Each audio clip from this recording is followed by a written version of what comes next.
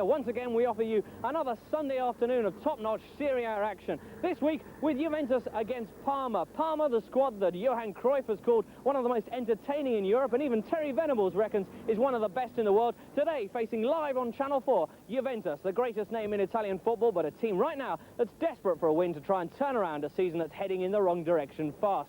Well, should be an interesting encounter. We'll have Peter Brackley and Joe Jordan commentating live. But first of all, to whet our appetite still further, here's Kenneth Wolstenholme. When Parma met Juventus back in November, it was the late show. The special Sunday evening fixture had only 7 minutes left to run when Gianfranco Zola put the home team ahead. And victory was only confirmed by Thomas Brolin's penalty just 3 minutes from time. That win was enough for Parma to overtake Juventus at the top of the table, a position they proudly held for 3 weeks until mighty Milan got into their stride. Today, both Parma and Juventus are still chasing Milan. It looks as if Juventus will have to be content with challenging for the runners-up spot, and at the very least, a lucrative UEFA Cup place next season. Parma, though, with a game in hand and yet to play Milan, still feel that they have a faint chance of the title. Juventus saw their championship ambitions torpedoed by a scrappy Aranio goal here at the Stadio delle Alpi only a fortnight ago. It was enough to give Milan a narrow but vital 1-0 victory. Then last weekend, they dropped another point at Genoa after Alessandro Del Piero had given them a first-half lead.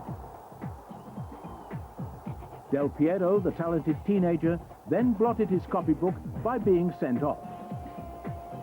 And 10-man Juve paid the price 2 minutes from time when Fabio Galante scored the equalizer. Juventus's best chance of lifting silverware this season came in the UEFA Cup. In defence of the trophy they won last season, they had to come from behind in midweek to beat a Cagliari side who were defending a 1-0 first leg lead. But they couldn't do it, going down 2-1 to their Serie A rival, so losing 3-1 on aggregate. A crushing blow for their fans and for their coach. Giovanni Trapattoni has had several other setbacks this season, mainly stemming from problems in attack. Cult hero Gianluca Vialli has spent months battling back towards full fitness after breaking his left foot twice. His deputy, Fabrizio Ravanelli, came in and scored some impressive goals, but he too has been missing recently. Happily, World and European Footballer of the Year, Roberto Baggio has usually been on song, his 16 goals putting him out in front of the Serie A goal scorers chart. Ahead, that is, until last Sunday, when Parma's own goal-scoring machine, Gianfranco Zola, hauled himself onto that 16 mark with a double strike.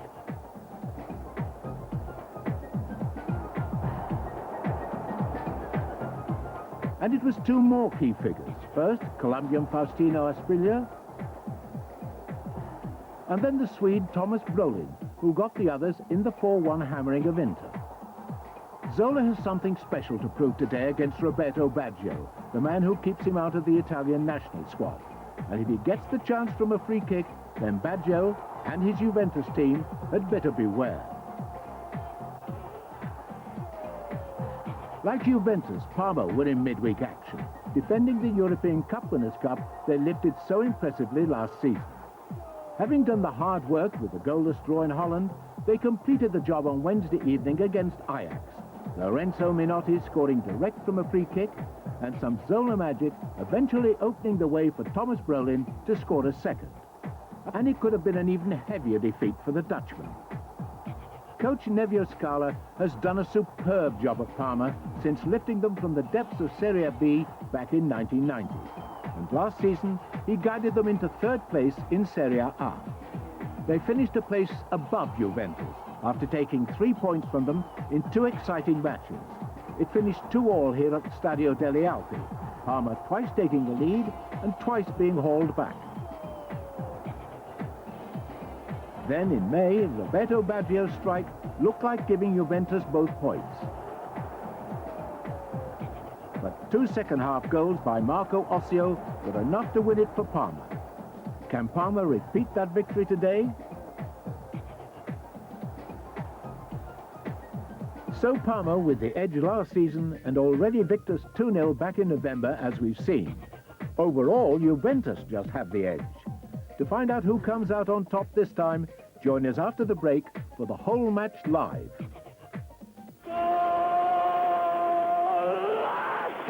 A fair amount of tension here inside the stadium. There's been a lot of talk of protest by the fans about Juve's poor recent form. You'll be able to see during the game that a lot of the usual packs of fans in the curvas at either end of the field aren't present today. They've gone on what's known here as a fan strike, and all the banners are missing as well. There's just one down in the curva Scirea, I should say.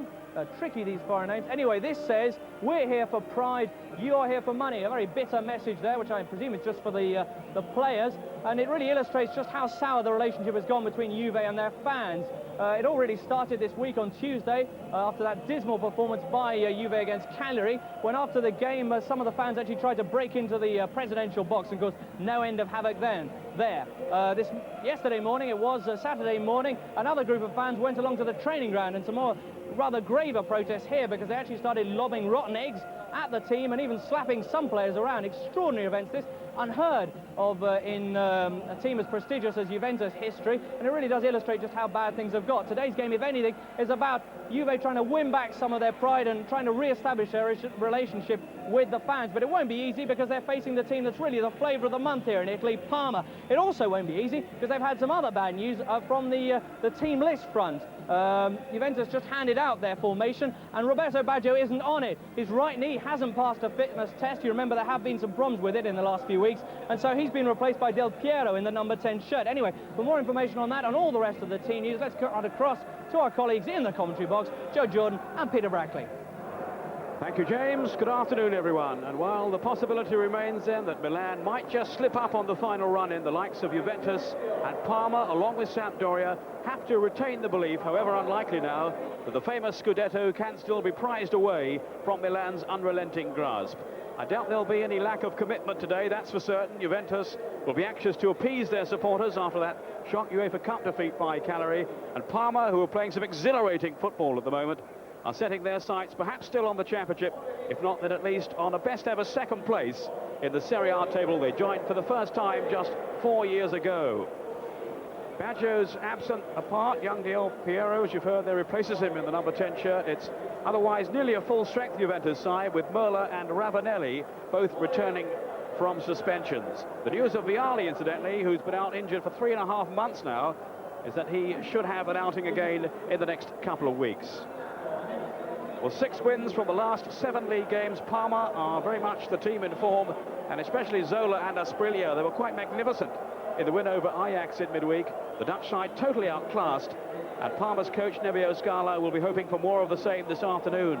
Zola has the main supporting role behind Asprilla, with Brolin and Kripa augmenting the attacks along with those two very adventurous fullbacks, Benarivo on the right and Di Chiara on the left. In the middle at the back, the Belgian international Georges Grun has recovered from injury, and he replaces the Argentine Sensini, who has flu. It's always a special fixture for this one.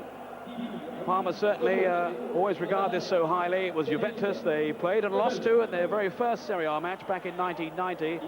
It was Juventus who inflicted on them their biggest defeat in the top flight, a 5-goal thrashing in Turin that same season. And of course it was also Juventus over whom Parma triumphed in 1992 when they lifted the Italian Cup. Trapattoni, the coach of Juventus, who's reported to be leaving at the end of the season, maybe for Inter again, maybe for Roma, maybe for Lazio.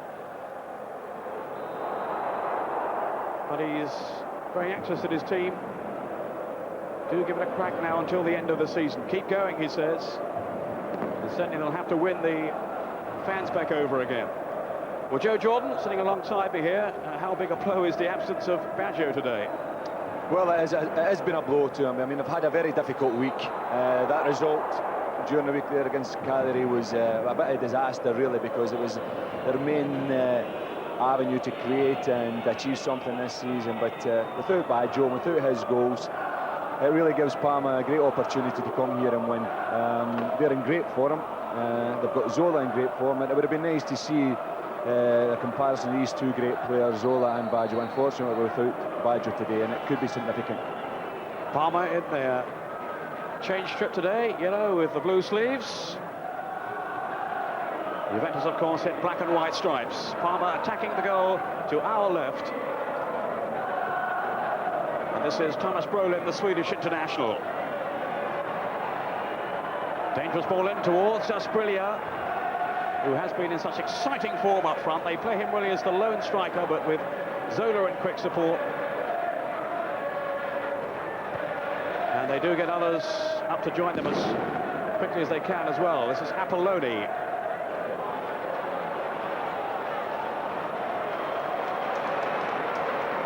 Del Piero. Dilivio.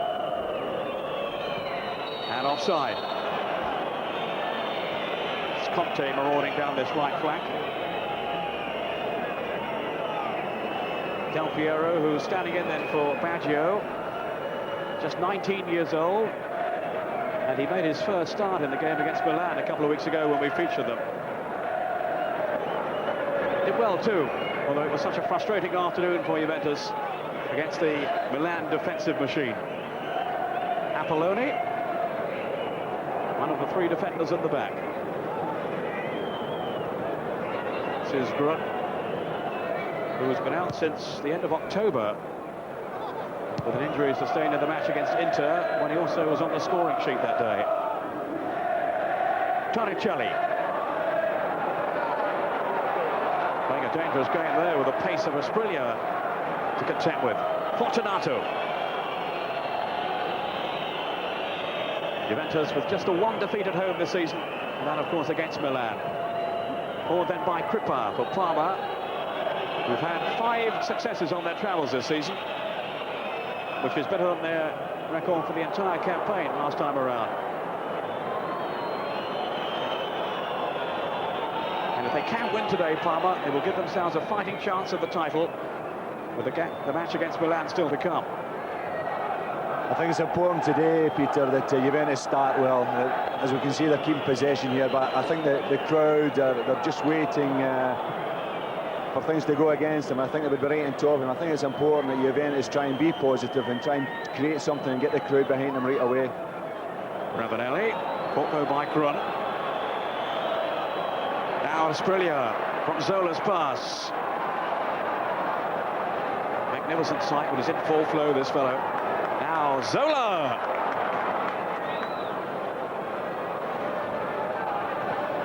Zola with 8 goals in his last 6 games, 16 in all, the same tally as Roberto Baggio. And he is back in the Italian squad now, Zola. He's in the list made by Arrigo Sacchi for the friendly coming up against the Germans. And if Baggio misses the game because of injury, well, maybe Zola will be in the starting lineup. We'll have to wait to see. It is certainly a mystery as to why Sacchi has kept him out for so long. Any thoughts on that, Joe? Well, it is a mystery. I think he sees a comparison with them, that he gathers they can't play together. Di Chiaro with a cross, just to interrupt there, in case Asprilla was on the end of it. But I think Zola, you know, he's had a fantastic season. He's come, he's cost a lot of money. He stood up to the pressure, which that sometimes brings on a player, especially going to Parma, who in the past haven't really spent the quantity of money that some of the other big clubs have done. And he's come, he's scored goals, and he's also played well. And really, he's fought his way into the squad, and I think he's got a great opportunity to get into the team.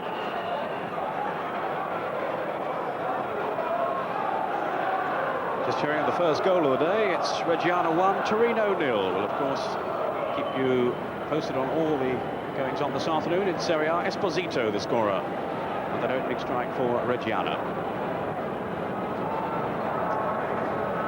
Sampdoria today are away to Cagliari.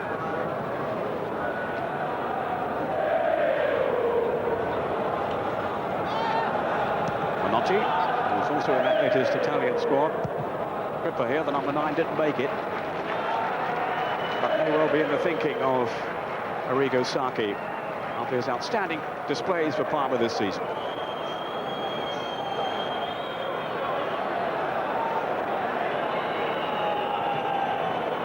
Torricelli in the sweeper role. Now Jurgen Kohler, who's just got a 4-match ban from UEFA after his sending off against Cagliari.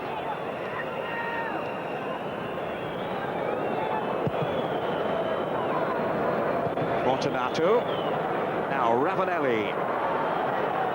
Back after his suspension. Fortunato again.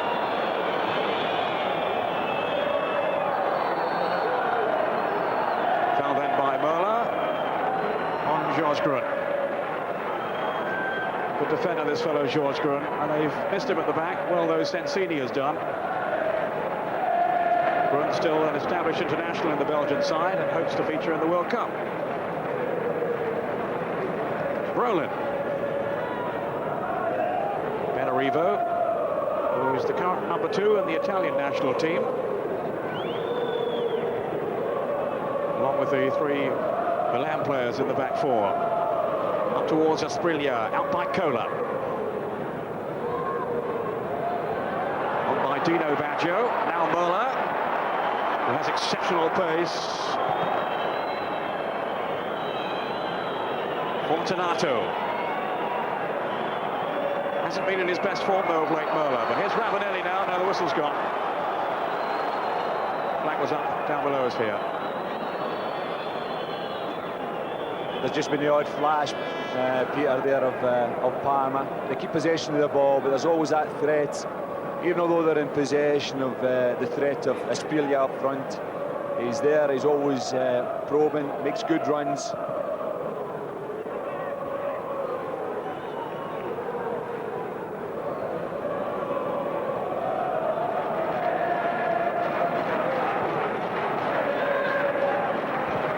Here's Delivio, as usual, patrolling the right flank for Juventus. Apolloni. Pete de Kripa, Pete in the anchor role.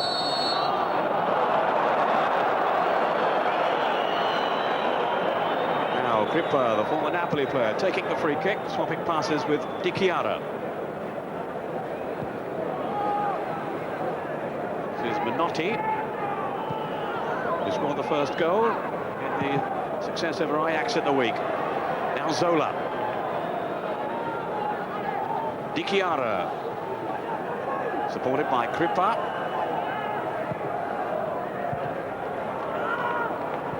Apolloni. It's a patient passing game that Parma play.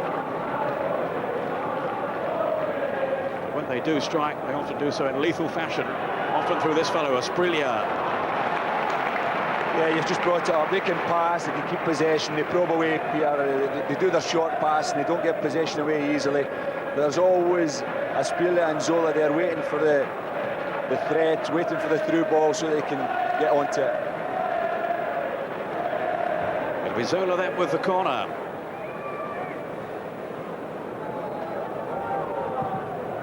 Menotti has come up from the back, and it was his header. But no test for Peruzzi in the Juventus goal, and it's an interesting comparison today between the 2 goalkeepers, Angelo Peruzzi of Juventus and Luca Bucci of Parma, the 2 men vying for the 3rd place really in Italy's World Cup squad, behind Pagliuca and Marcagiani.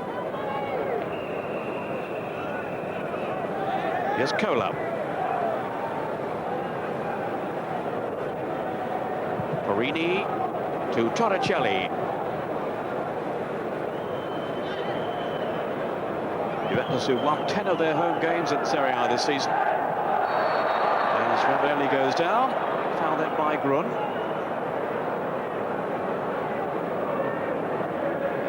Ravanelli, whose place presumably will be under threat again when Vialli is fit. But he's done a fair job in the absence of the Italian international.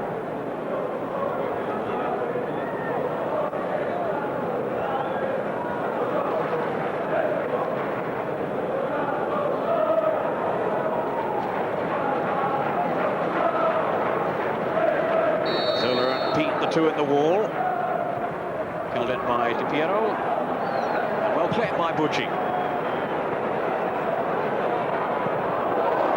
A miss kick then by Torricelli. Here's Asprilla, back into the path of Kripa. Now then Di Chiara. Kripa. Very ambitious from Kripa. Just the 1 goal in Serie A this season. He has scored also in the cup competitions. He's been a key figure for Parma in this campaign. We've just seen a bit of Asprilla there, up on his own.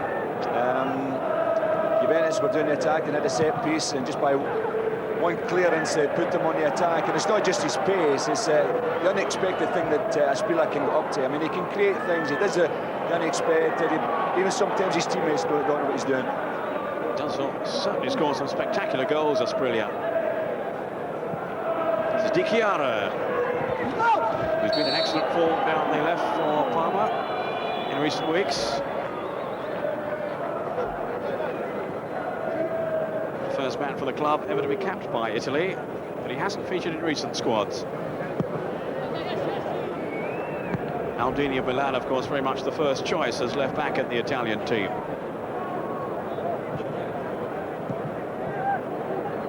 Laid off by Brolin.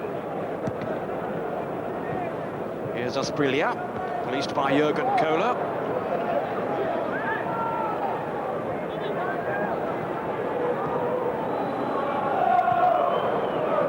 And whoever Kohler marks is unlikely to be in for an easy afternoon, such as his ruthless defending. By Porini. Dino Baggio. Run away. Dino Baggio again.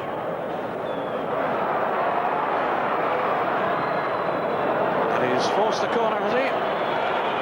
No, in fact it was straight out for a goal kick. Dino Baggio scored against Cagliari, and that was his first goal of the season, in fact, last Tuesday. But to no avail as Juventus went down in the UEFA Cup quarter-final and were very disappointing on the night.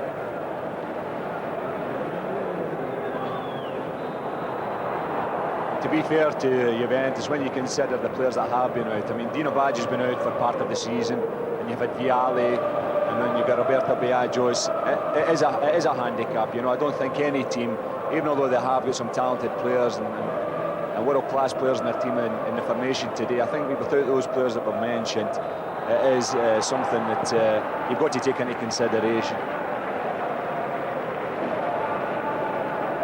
Well, any side certainly will miss the skills of Roberto Baggio. This is Zola. Oh, beautiful work by Zola. Now Brolin. Hounded by Möller. And eventually fouled by him. Brolin taking the kick quickly. Grippa. Spreads it wide to Di Chiara. Now Menotti.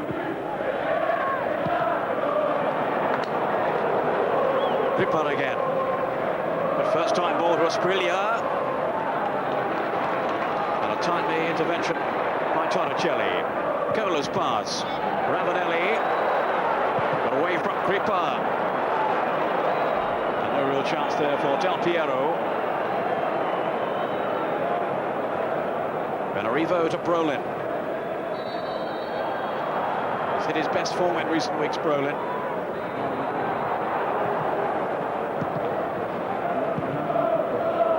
And Parma's excellent run of late has also coincided with the return to the side of Gabriel Pin, former Juventus player, wearing the number 8 shirt today in the Parma lineup.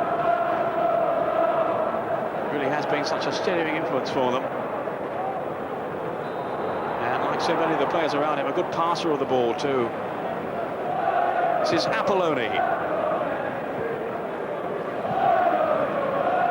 Parma seeking their first league win over Juventus in this stadium.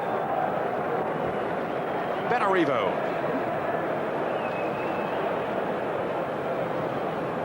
Brolin.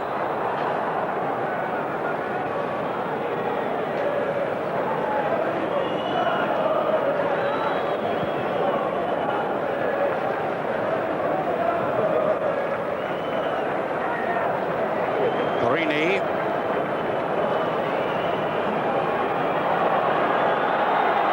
Rather tentative approach by both sides in this early phase. So far, I mean, both teams have just tried to maintain possession, get their passing together, but any threat really has come from Parma, but so far... There's Ravanelli now, linking up with Möller. Down he goes. Frantic appeals for a penalty.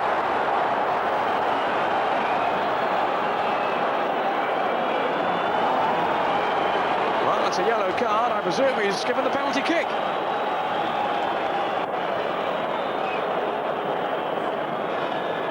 Well, some confusion here. And I really can't say for certain whether he's given the penalty, but if he's given the yellow card, then... Well, no, he's given the yellow for a dive by Möller. Well, that's his decision, and it certainly was a dive, but whether there was contact made before that, the referee has decided not. Certainly hasn't given the penalty, and as ungentlemanly conduct has issued the yellow card to Andy Möller. What do you make of that, Joe?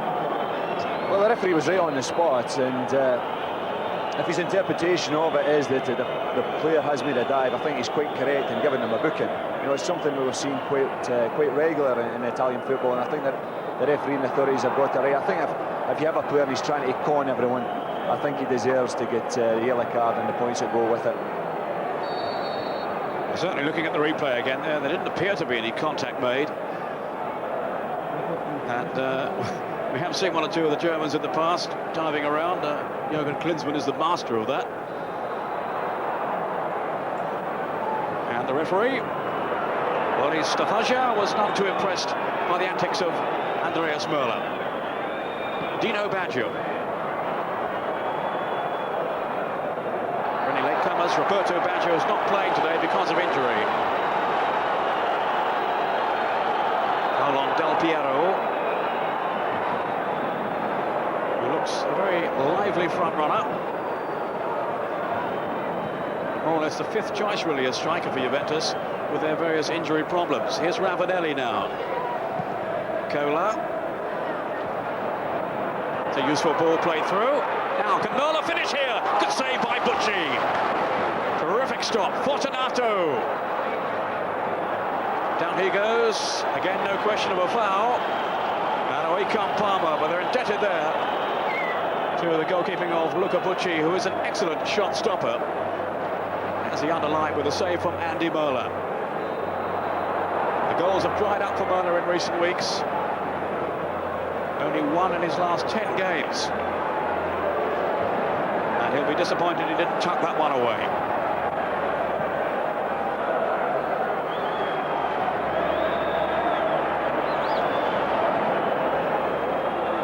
Here's Möller now. 9 goals in all. But he, as I was saying earlier on, has not been in the best of form, and there is a suggestion that he may be going back to Germany to join Bayern Munich. Bucci's clearance picked up by Torricelli. Fortunato.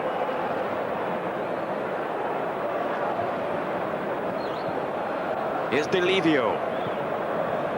Now Ravanelli, who was instrumental in the build-up to that effort by Möller. De Livio now, plowing his way down the right flank. And it was a rash challenge and a late 1-2 from Apolloni.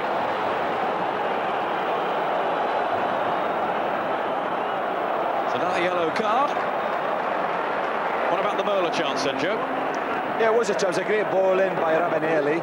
I think, you know, if we get another look at it, I think Müller's first touch just let him down a little bit. And he went a little bit too wide of the target, but he did get his shot on target and he pulled off a good save from the goalkeeper. De Livio here is a player that's come into the reckoning this season, and in every game that we've seen him, I think he improves bit by bit. It's Möller then with the free kick. Bucci staying back. He's not the tallest of keepers, and he was really stretching then to tip it over the bar. But he did well enough. Möller will take the corner. Juventus beginning to pose a few problems now. Bucci somehow kept it out. And it's lashed in. And Juventus have taken the lead. Del Piero.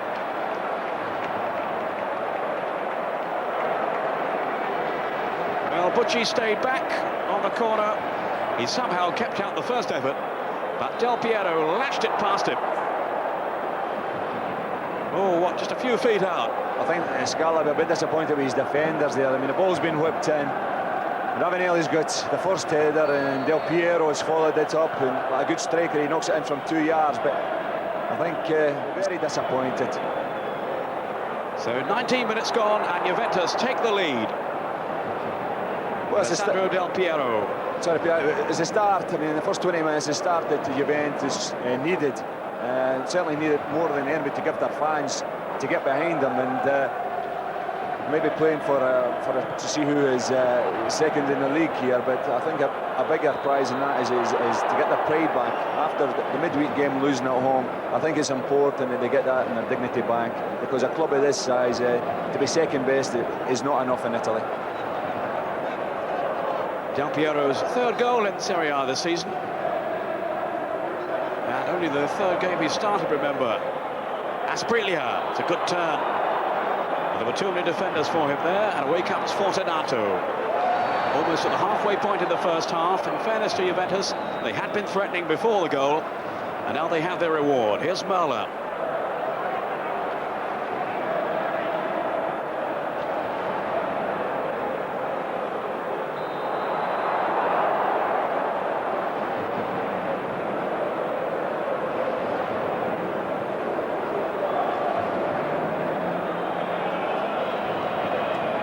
Brolin.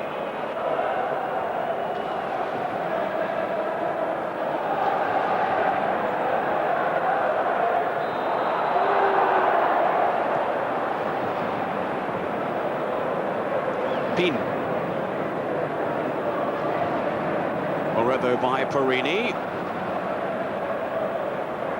Now Fortunato.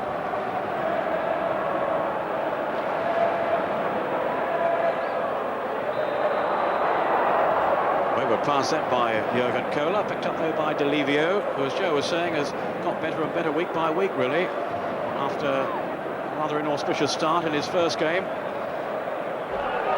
Rome, which is his home city. Now Torricelli bursting through. Good run by Torricelli, seeking his first goal of the season.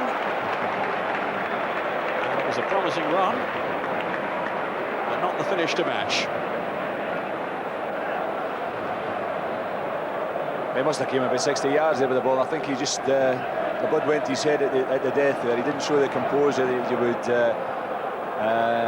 want there. I think if it had been a striker, I think we would have at least got the shot on target. But being a centre back, getting there, he just he couldn't believe he got that far. No, I think he did exceptionally well coming across the middle part. I think he may even have got a nutmeg there. But at the death, there's nothing to show for a lot of good work. This is Menotti. Always takes the opportunity to augment the attacks when he can, Menotti.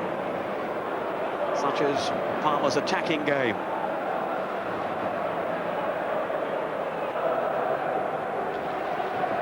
Haven't really stretched Peruzzi, though, so far in the Juventus goal. Maybe they can now. Zola trying to wriggle to the byline. And he's forced the corner. Though Conte of Juventus was claiming, though, the ball was already over the line. The referee says no, and Zola will take the kick. Apolloni making his way forward from the back. He's always a danger in the air. And Asprilla. Well, they were rather sloppy then, Juventus. And Trapattoni was off the bench waving at his Juventus players, and he won't have been too happy at the marking there. Now Benarivo with the throw.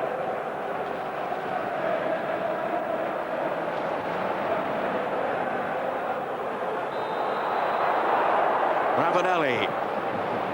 Whacked upfield then by Fortunato. Collected by Pin for Parma.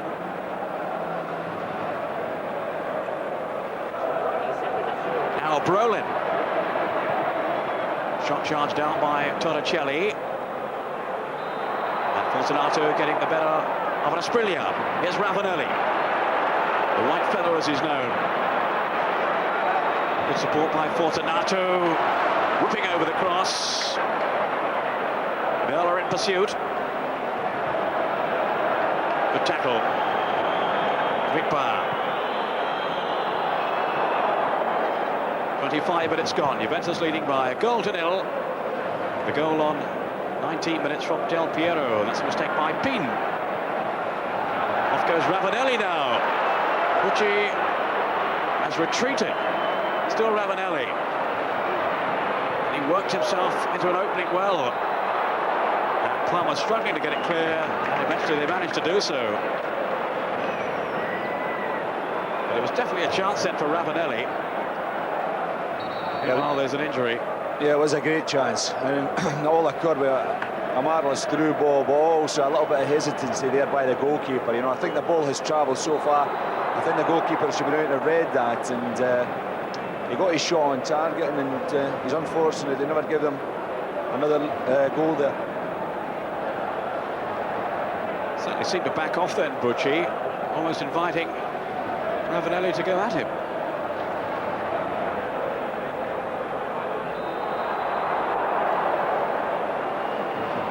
And he had to beat the shot away then, the Parma goalkeeper. And Ravanelli was, yeah, that was the injury there, he was caught in the head. He's a brave and willing front runner, Ravanelli. And he will be very anxious to stay in the side, even if Vialli is fit again. He's got 7 goals in Serie A this season, Ravanelli. Fortunato. This is Jurgen Kohler. Now then to Möller, his German compatriot. Both expecting to feature in the World Cup finals with the German side.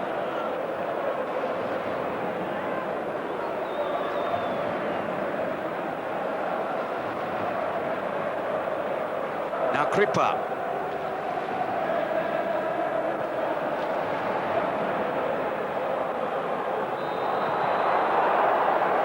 Brolin.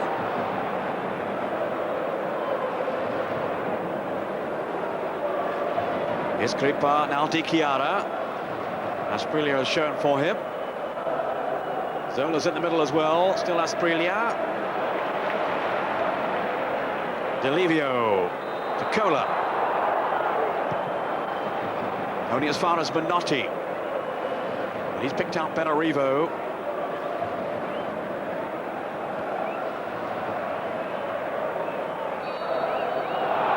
Foul on Pete by Möller. And this is where they can be so dangerous, Parma, on the set pieces. A little bit of argy-bargy there, Möller and Peen. And Menotti also strikes a pretty deadly free kick on his left foot. Zola, the number 10. Menotti there as well. Zola, who's got an incredibly successful ratio from set pieces. 1 in 3 he has scored from, but it's Menotti this time. And of course, that is a ploy they often use. Zola shapes up for the kick. Menotti takes it, as we saw the other night. Yeah, the same partnership. They got in a very important goal against Ajax during the week. It was tried there. I thought it was a little bit ambitious. You know, I think at least 30 yards out, a little bit of an angle. But you've already mentioned Zola's ratio is very high. Some of the goals he has scored have been incredible. So anything's possible when he's near the ball at these set pieces. Including that astonishing one right at the end of the match against Sampdoria a few weeks ago, when he curled it into the far corner, Zola. But so far in this game, it's Juventus who have the upper hand. Now Conte, though, is having to go off, faced by Giancarlo Marocchi. And presumably there's an injury sustained by Antonio Conte, who's in the latest Italian World Cup squad and has been a very important player for Juventus this season. Marocchi on for Conte. Parma trying to play themselves out of trouble, but failing to do so. Del Piero has got a good touch. Useful ball in as well. Falls for Delivio, didn't really get hold of it. Creeper away for Parma. Asprilla. Jurgen Kohler was right on his heels. Superb marker, Jurgen Kohler. Fortunato. Del Piero, whose goal divides the two teams with half an hour gone. Benarivo taking the kick quickly. Too quickly, though, for the referee's liking. I think there might be an injury anyway. Yes, there is.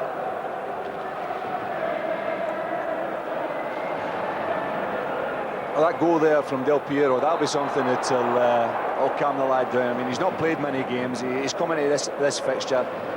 A very difficult one for someone who's so young. You know, he's not coming into a team that's playing exceptionally well, especially after the result of midweek. But he's handled it well. Other than his goal, he's made good runs. He's made himself busy, and he's got, as we know, he's got that all-important goal. It's quite a week for young Del Piero. He's also been called up for the first time into the Italian under-21 squad. Peruzzi here, who hasn't had too much to do so far, although Parma have had a fair amount of possession. So far, as you say, Parma they've had the possession, but Juventus have allowed them to have that in their own half. One thing that they have not allowed is the two fullbacks, Benarivo and Di Chiara. They've prevented those two players, who are important to the system that Parma play, from getting in behind them. They're the guys that get to the dead ball line and get the crosses in. And so far, that hasn't happened. The only threat really that's come, it's from the isolated runs of Aspiglia. Now, here may be a chance off the post from Del Piero, who's looking very sharp.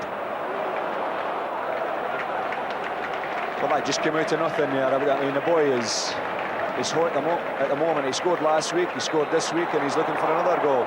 I think he sees an opportunity with the superstars that are out of the team, and I'm sure it's been frustrating for him being on the bench and whatnot, but he's got his chances, and he's going to take it. Well, maybe it's putting pressure on Del Piero, but Trapattoni has been likening him to Paolo Rossi, no less. And he certainly looked the part so far this afternoon. Here's Fortunato. In goes Ravanelli. Apolloni got it away, though. Now Brolin. Challenged by Marocchi. And it's Crippa for Parma. Brolin. Aspiglia laid off to Crippa. Aspiglia with Zola. Now Peen. Aspiglia. Here's Zola.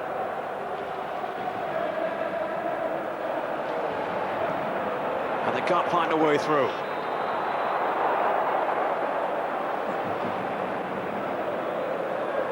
News just coming through that Lazio have taken the lead against Napoli, and it's Di Mauro who has scored the goal. Lazio 1, Napoli 0. Lazio down in 5th place, and out of the running really for the championship. And I gather we'll have some news about Paul Gascoigne at half-time. I don't think he's playing today. Here's Zola now, trying to fashion a chance for himself. Di Chiara.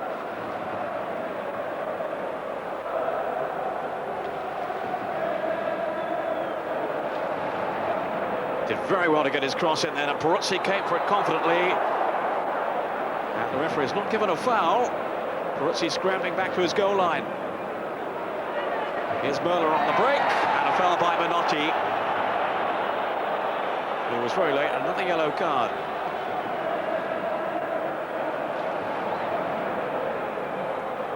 So two of the central defenders now cautioned for Parma. Yeah. Apolloni and Menotti. Yes, the referee isn't messing about. There was a late tackle. He's not taking any excuses. That's the second time he's decided that the tackle has just been a shade late, and he's not even allowed any argument. He's shown him the yellow card, and at least he's been consistent. Well, Peruzzi here came out very courageously for the cross, and in very determined fashion, and he has suffered for it.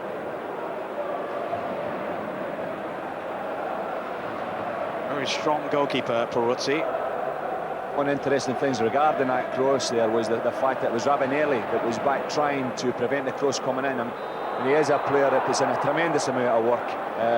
He's a great character. He's a firm favourite with the fans, and that's one of the reasons why he scores his shares of goals, but it's his work rate as well.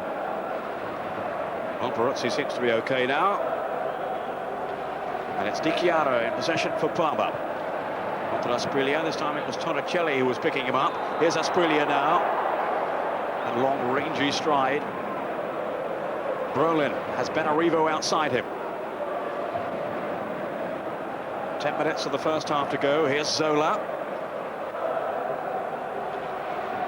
That one over though by Torricelli, who's been very consistent for Juventus this season. He was expected really to be only a squad player, but he's kept his place in the team. And one of the first names on the team sheet, Delivio. Mola. Surely handled then by Di Chiara.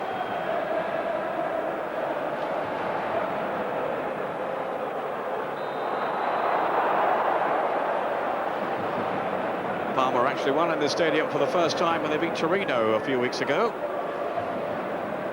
But a goal down here to Juventus. Delivio. Jürgen Kohler.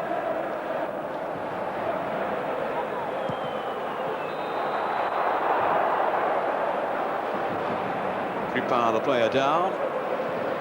But no free kick. It's a throw to Juventus, taken by Delivio. Up in search of Ravanelli. Beaten in quickly, though. Now Benarivo. As Parma look to switch from defence to attack. Brolin.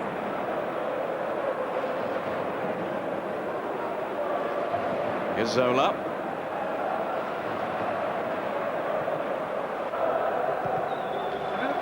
Out by Kohler. Fortunato, that's cleverly done. And swept on to Del Piero. At the moment, the hero of Juventus. Kripa. Grun. Maybe just a touch on then by Zola. Here's Asprilla. Good save by Peruzzi with Zola hurtling in. And this lethal partnership almost produced a chance then. Yeah, and for once there we have Asprilla. I mean, he gets to the dead ball line, he gets his composure, and he does try to pull it back to Zola here, and the goalkeeper made a good save. He is a player sometimes in that position, Peter. He goes all the way, but credit to him, he did look up, he tried to pick out Zola, and unfortunately it was intercepted. Del Piero had the strength to hold off the challenge, but couldn't link up with Ravanelli. Peen, who started his career with Juventus and also had a lengthy spell with Lazio before switching to Parma. Benarivo with Grun.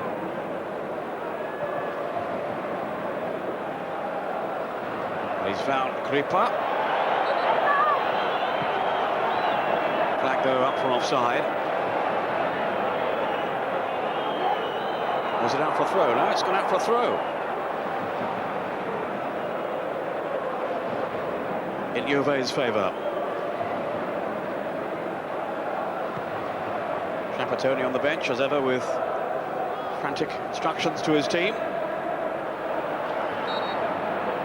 And he insists that they play for their pride now, even if they're not going to win the title. And no other trophies still to play for. Out of the Italian Cup and now out of the UEFA Cup too. Juventus, who were the holders, of course, of that competition. Foul on Asprilla.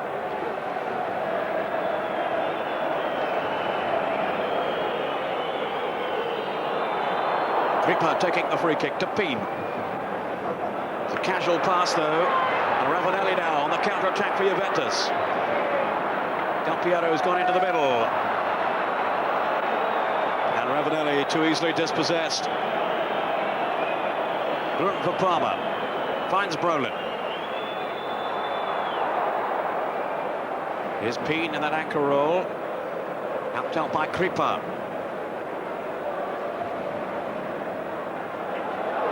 And the way to goal opened up for him. And that's a good effort then by Kripa. Movement from the players ahead of him just enabled him to go on as the space opened up. And just wide of the target.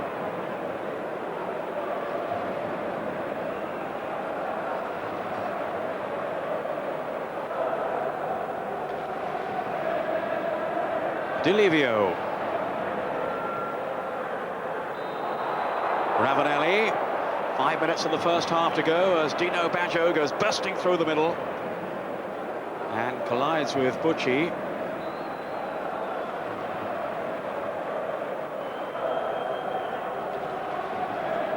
Benarivo. Trying to feed Zola, but it's Merler on the break for Juve.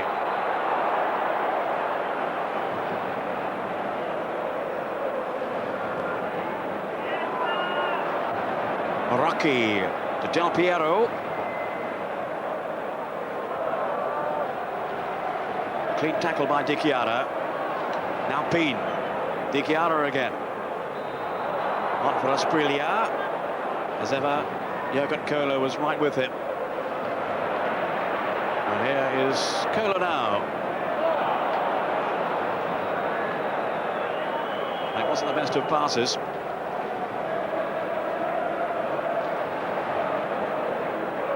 Benarivo.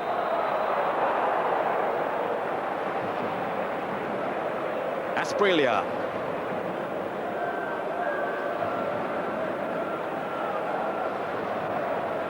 On Migron. And it's a goal kick to Juventus.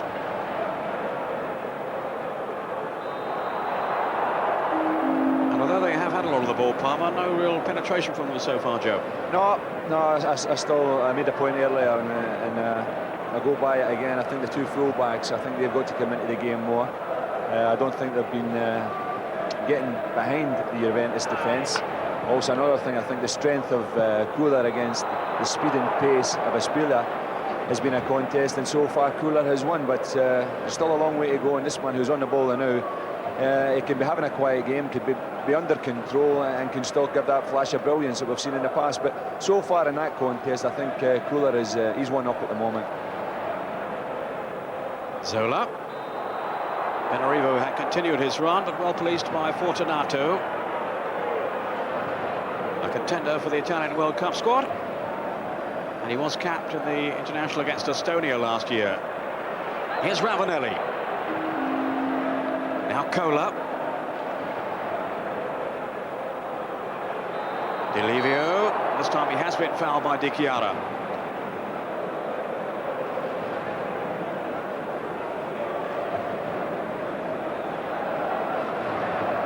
Different type of player to Di Canio, the man who's replaced on the flanks for Juventus. But a very solid one. And a consistent player too, Delivio. Now Marocchi.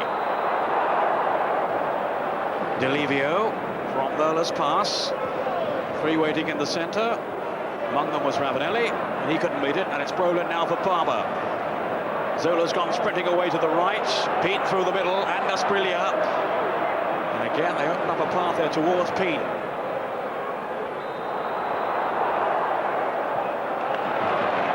Well-timed clearance, but only as far as Di Chiara.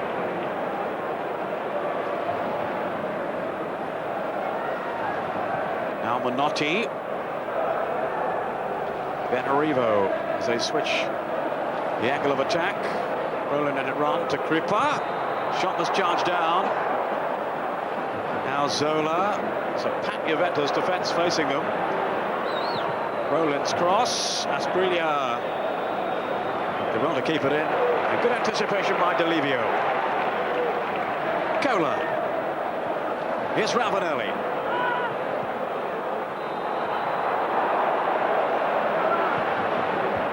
Really does work so hard on his team's behalf, Ravanelli, but it's Asprilla now threatening. Menotti has come forward, but it's Asprilla on his own still. This is Menotti now. Offside.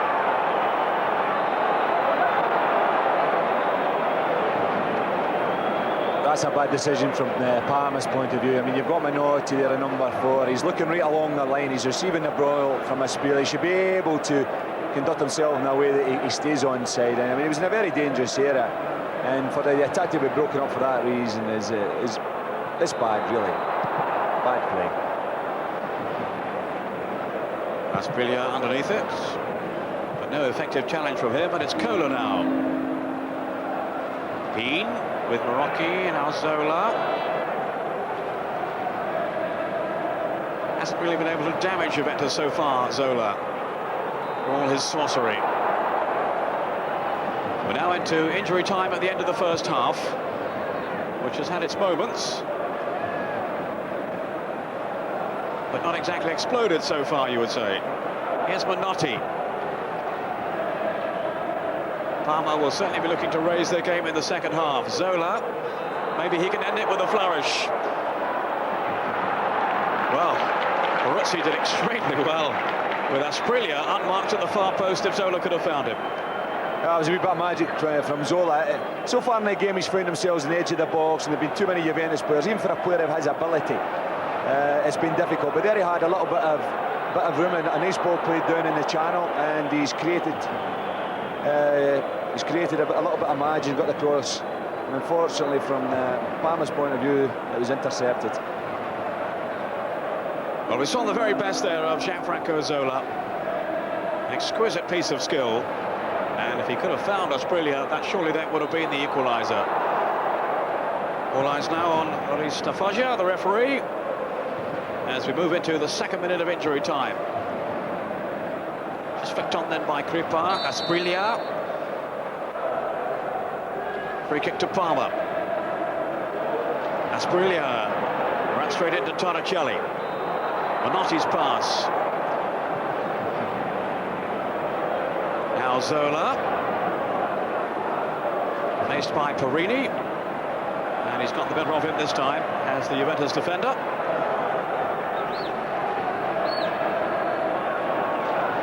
Very difficult player to counter when he's got a defender in a situation like that where he's 1 against 1. Grunt has come forward, and Apolloni and Menotti. All three central defenders are up.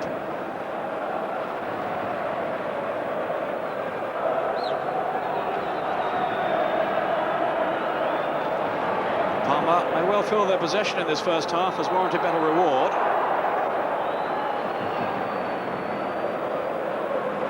Here's Zola. And far too close to Peruzzi. As the half-time whistle is blown by referee Staffagia. Just a 1 goal then, scored by Alessandro Del Piero on 19 minutes. Peruzzi with a couple of saves to make. And Parma, though, certainly suggesting they are very much in this game. But at half-time, they trail Juventus by a 1-0. We'll be back after a short break.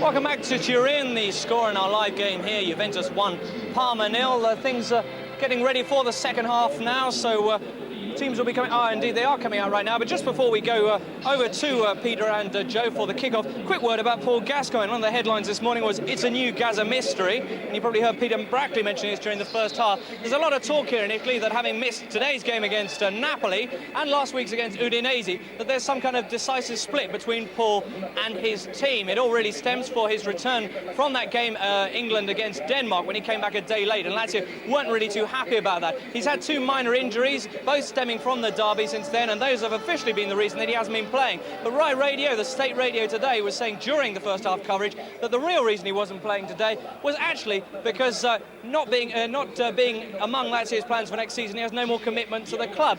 Fairly interesting rumour, that one. Paul was denying that vigorously in yesterday's Gazzetta. I'm sure he'll do the same next week. It is an interesting story. Officially, the club story is that it's just an injury, but the papers here, should be borne in mind, often try and invent stories where perhaps there isn't really that much to talk about. However, we will keep you up to date on that. Right now, though, the pressing matter is Juventus-Parma, so let's hand back to our commentary team, Joe Jordan and Peter Brackley. Thank you, James. And no day would be the same without a story about Paul Gascoigne, would it? So Juventus then to start the second half, and Giovanni Trapattoni, their coach, has called on them today to not show any complacency and to play with dignity.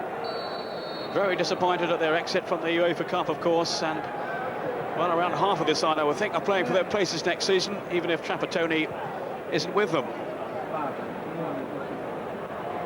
The latest rumour suggests that Trapattoni will be going to Roma next season. They're losing today to Foggia, and they are in danger of going down Roma. Maybe in the same fashion that Fiorentina, one of the other big clubs in Italy, did last season. What did you make of Juventus in the first half, Joe? Well, I think they just merit their 1-0 lead. I think that they've got a lot to come from Parma, you know, if they're going to try and retrieve the situation. I think the difference was that Parma got themselves into 1 or 2 positions with Zola and also Aspiglia, but the final ball was intercepted, whereas I think the cutting edge of Juventus when they got to the 18-yard line, and we had Del Piero, who's hit the post on one occasion and he's finished off on the other one. So I think that is the difference so far. But to be honest, I think Parma have got to lift their game a little bit. You know, if they've come here, they've never won here in the league. They are a team that's on a high as against a team that's struggling a little bit. So really, they've got to pick their game up. Free kick taken by Mola for the foul on Jurgen Kohler. Ravanelli tried to lay it back to Del Piero. And still Parma haven't cleared it, but now those defenders have streamed out and they've caught Juventus offside. Maybe a danger, I suppose, that Parma hit a high in midweek. They were absolutely outstanding against Ajax. But Nevio Scala will want them to pick up the pace again in this game. Certainly raise their game a notch or two. The prospect of the title is still there.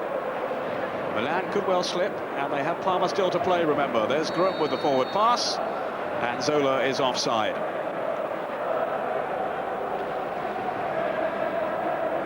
Milan 8 points clear of Sampdoria at the start of today's matches, with Parma a further point behind, but they have a game in hand. Menotti with the back pass. Bucci very cool.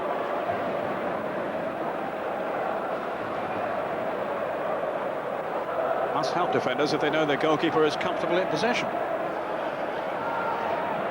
Dino Baggio.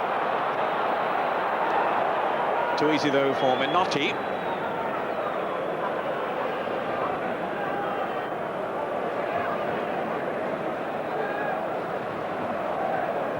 Here's Zola. Searching pass for Di Chiara, who has the pace here on Delivio. And he resorted to fouling him in the end.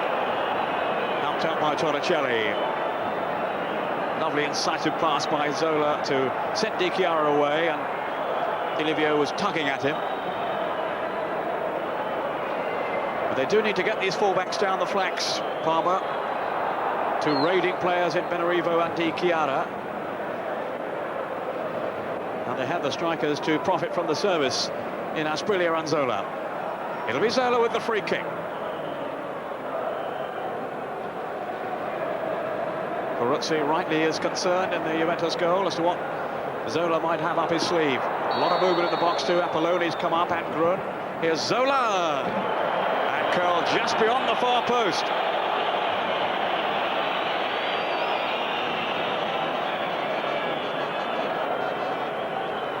Playing as well as anybody in Italy though at the moment, Zola. I think Zola's went for glory there. He's got all these big defenders up. A very dangerous area, but he's went for route one. Well, Arrigo Sacchi was watching him in midweek against Ajax. And Zola was actually under the dentist drill when he got the news that he was in the Italian squad. So that will have cheered him up. Fortunato, good tackle though by Peen. Kohler. I mean, we were a bit disappointed with Aspiglia in the first half, Joe, but when you're up against this fellow Kohler, it can't be easy. Yeah, he's one of the best markers in the world. But I have mentioned, you know, Aspiglia can't be let go for 1 second, but he has his hands full today. It's a great duel. You know, you've got the pace of Aspiglia and the agility and the things that he does unexpectedly, but you've got a Kohler who is so formidable, so consistent, and so reliable. So it'll be interesting at the end of the day to who comes out the winner and what team wins it, because those two players have a big bearing on it. Here's Kohler now, who made himself available for Torricelli's pass. Slayed off then by Ravanelli. Kohler again. Here's Fortunato. This is promising for Juventus. But Apolloni to tidy up at the back for Parma. In goes Perini, very decisively. Delivio now. Menotti's header out. Appeals for a penalty. And turned down by the referee. Del Piero, the player who was claiming an award. And referee Stapoggia disinterested. Maybe we'll get another look at that one in a moment. As Apolloni clears.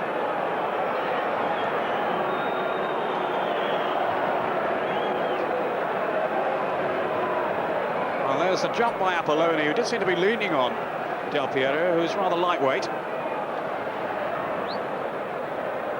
You'd have stayed on your feet there, Joe, I'm sure. Here's Merla.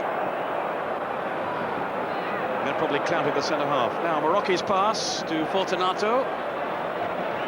Any chance for a penalty, did you think? No, I didn't think it was. I think it was a ball that the Parma players had to go for. The referee was right on the spot. There was a collision. He was leaning on him, but I think the purpose of the whole thing was he was trying to win the ball with his head.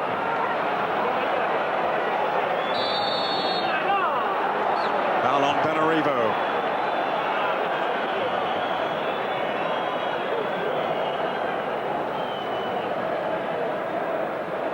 Just caught by Del Piero. Here's Kripa.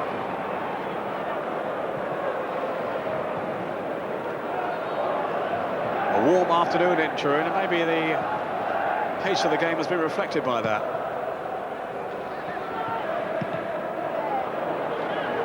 Hasn't really hit any heights yet. There's Brolin's header. Now Torricelli. Under pressure from Asprilla. Ravanelli now. Trying to shake off Binotti. He has Delivio outside him. This is Delivio now. Dino Baggio was in the middle. And Merla. Still Delivio.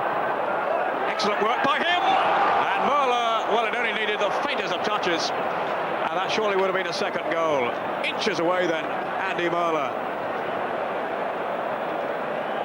Well, they escaped the marking here, Joe. Yeah, Delivio, he failed with his right foot to clear the marker, and he's brought it back and he's taken on his left foot, and he's put in a tremendous ball there, and really that should have resulted in a second goal for Juventus. It was an opportunity really to kill the game off on their behalf, and the wee man on the right wing there, Delivio, had a big part played in it. Well, good persistence shown by Fortunato, but too much persistence. And it was his foul in the end.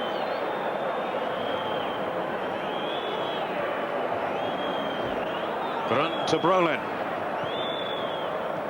Zola cleverly laid off to Peen. And he was checked then by Torricelli.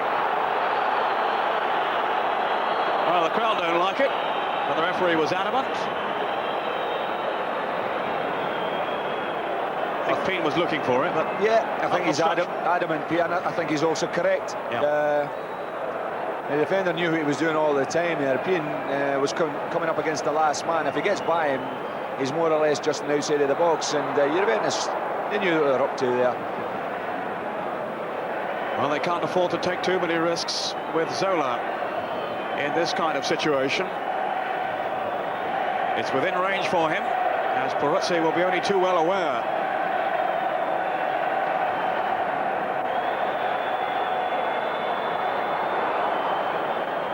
Asprilla there as well, but keep your eye on Zola.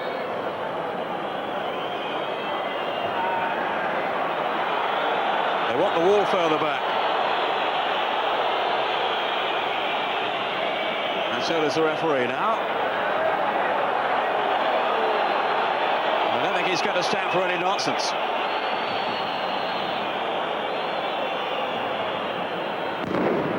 Here's Zola.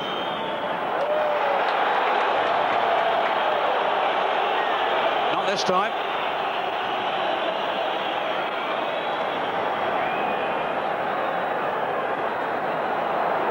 But he is the man who could just turn things Parma's way in the second half.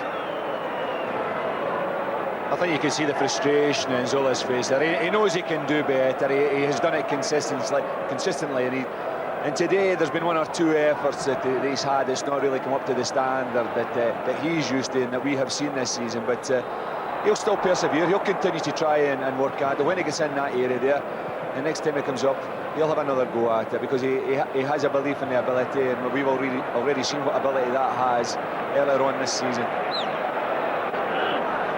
It's a Juventus throw, won by Del Piero's challenge.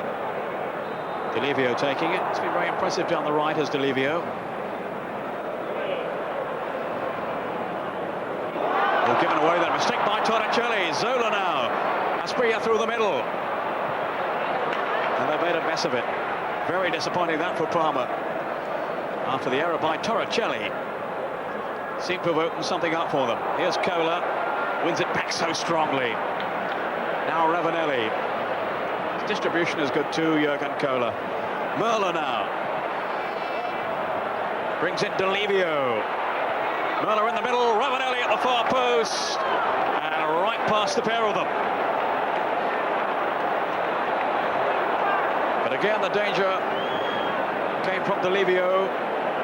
Well, he's done well. I mean, he's very positive. He gets himself into the box, and I think that was I think I would put that down as a cross. Really, he's waiting and expecting one of his forwards to come in here and finish that off.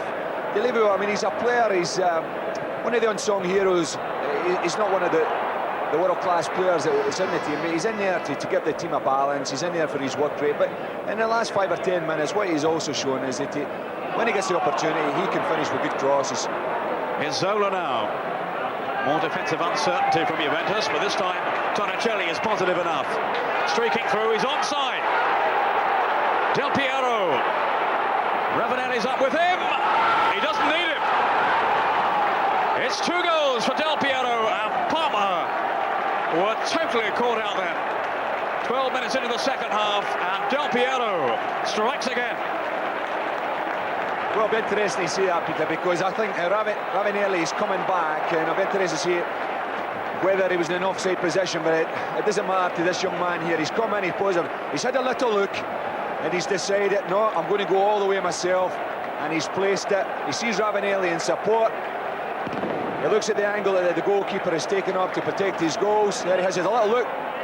But no, he's put it in the near post. That's a terrific finish, that. And I think what we've seen here and heard what Trapattoni has mentioned regarding Paolo Rossi, it's a high allocate to play to give someone. But on today, his finishing has been excellent. He's had three strikes at the goals. 2 have resulted in goals, and 1 has hit the post. You can't have a better average than that. Well, we couldn't really see from the replay whether there was a suspicion of offside. Parma certainly appealed for the linesman's flag. It wasn't forthcoming, and Del Piero finished in decisive fashion. His 4th goal in Serie A, 2 in this game, and it's given Parma an awful lot to do now. But here's Zola. Got out by Torricelli. Delivio.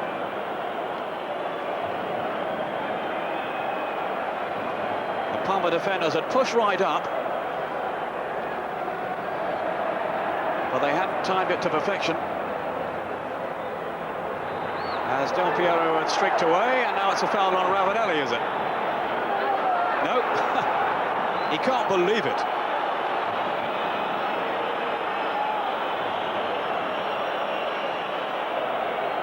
He deserved a free kick for the look on his face. A wry smile from Trapattoni, but his team have taken control now with the 2nd goal.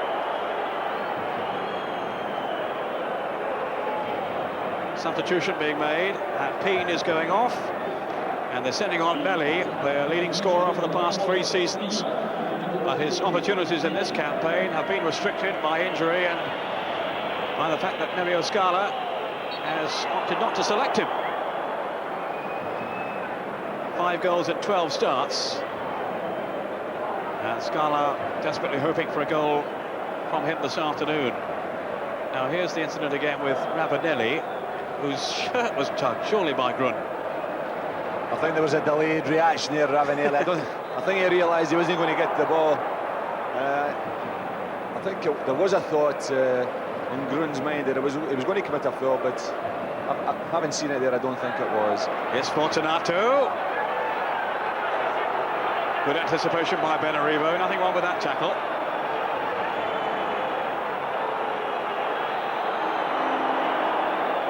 And then Fortunato had to go back at Benarivo. Now a couple of quick goals for Lazio. Meantime, they're now 3-0 up against Napoli. Signori has scored his 16th of the season, and Favali has got the 3rd one. Di Mauro with a goal in the first half. Di Mauro, who's replacing Paul Gascoigne. We know not why.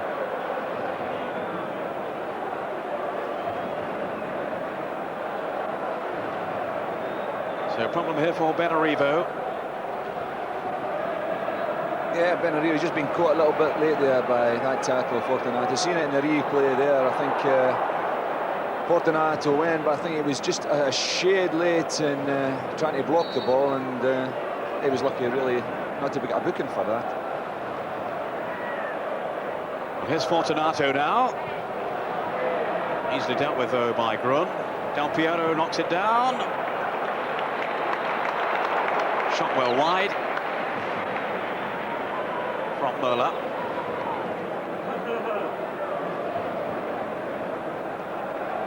But nothing really in the second half to suggest that Parma are going to wrest control away from Juventus. Melli. Certainly is a potent finisher, Melli. And is being linked with the move to Juventus come next season. Here's Menotti now. Kripa with the cross. Down by Melli. Got his shot in well. A terrific save by Peruzzi. Great skill by Melli. And how about that for a reaction save by Angelo Peruzzi? Oh, it's tremendous skill here, and we all know he's a great goal scorer. And he's created that out of nothing. He's whacked the goals, he's done a little bit of magic, and he's got his shot on target. And hopefully he can liven things up for Parma, because so far they've been a bit of a disappointment. After their exploits during the week there, they just look a little bit dead. Here's Melli now. He's not too happy at being left out of the side, and he's clearly anxious to prove a point or two to his coach Scala. Dino Baggio, the defender who was perplexed in the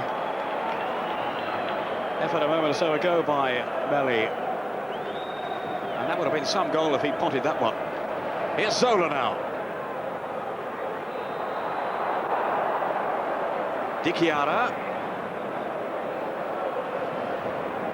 And the cross far too close to Peruzzi, with Melli in there lurking again.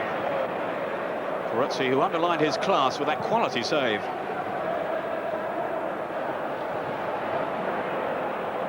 Didn't play for Juventus in the defeat by Parma earlier in the season, Peruzzi. He was injured at the time, so Ratpula was in goal. Benarivo with Grun. Too easily read though by Kohler. Now Marocchi. The Juve substitute. Oh, and Möhler's in here. Excellent chance. And an excellent save by Bucci. Both keepers excelling themselves now at either end. Kripa. Now Zola. Trying to pick out Asprilla. Kohler. And it was handled then, I think, by Asprilla. Yes, the referee has blown for the free kick. The last couple of actions there by Parma, they're just starting to look a little bit untidy, and if they don't get a grip of themselves, they're going to go further behind. I know they had a marvellous result during the week there, and the Italian teams always look at it.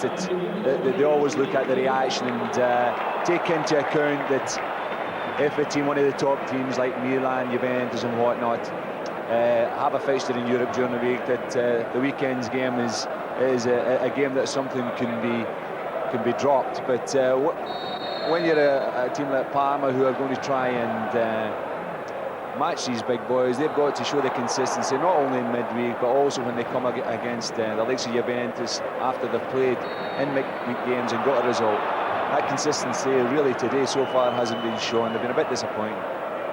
Juventus now with their second substitute on, Massimiliano Notari, who's a sweeper, and Dino Baggio has gone off, so there'll be some readjusting. Almost at the halfway point of the second half. Roll in to Melli, who's looked pretty lively since coming on, and very nearly sneaked a goal back. Juventus leading by 2-0, both from Del Piero. Torricelli, who was in the sweeper role. And I would imagine Notari will slot into that position, in which he's done well when he's featured for Juventus during this campaign. Just over the bar. Melli's header. Well, he's certainly trying to liven things up from his own point of view. What you've mentioned there with Scala leaving him out, I think he wants to make his mark. He is a player that prides himself in the goals that he has scored. He thinks he is one of the big names at Parma. He signed a new contract. He thought he was going to get a regular place, and I think he has been disappointed that he's not maybe had the opportunities that he thought he deserved, and he has come on and he's looked really lively. Came to prominence really, Melli, when he scored one of the goals which defeated Juventus in the Italian Cup final back in 1992.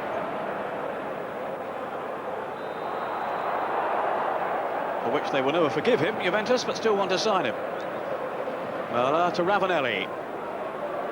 Strong and belligerent front runner, but nothing on for him this time. All for Melli.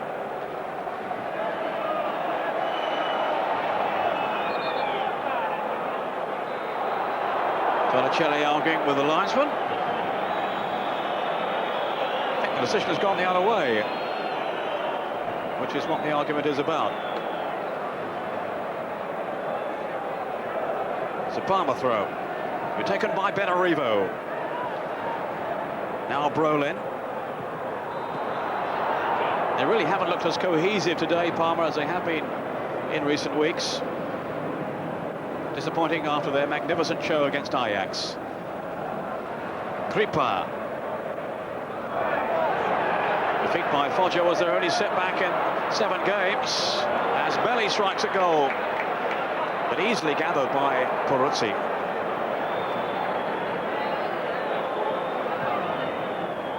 Fortunato linking up with Ravanelli. How can he get away from Apolloni here? No, but he's forced the corner.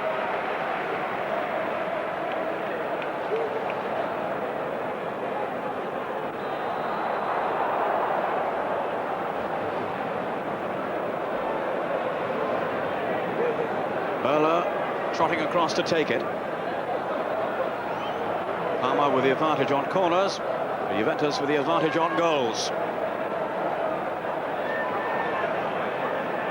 Del Piero has got them both in the 6-yard box. Here's Fortunato. Dangerous ball in, Ravanelli! There's a flag on the other side. It wouldn't have counted. But again, they were a bit sloppy at the back, Parma. It was a marvellous cross there by Fortunato. Must have just been a whisker in that decision. But well, it wasn't much in that, was there? No, there wasn't. And, well, I would have liked to have seen big Ravanelli get a goal. I think he's worked extremely hard today. Del Piero is the one that will get the headlines tomorrow if the result stays as it is. But Ravanelli, I think, has had a hand in it. I think, you know, you've got a young boy that's come in.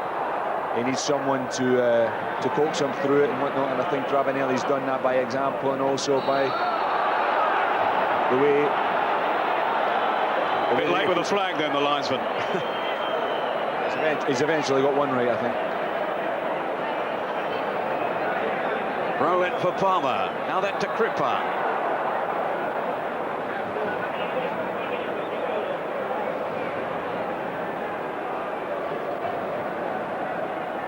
Here's Brolin. Kripa again. Apolloni. Supported by Minotti. This is Belli. Trying to go past Torricelli.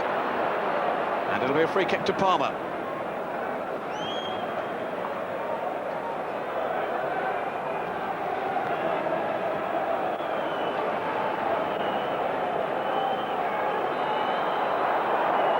Juventus organising themselves at the back as Zola hovers over the free kick. 20 minutes left for Parma to transform this game. A lot of jostling going on in the box. Runners come up. Melli couldn't make contact. And the pushing, the infringement has been penalised by referee Stafoggia.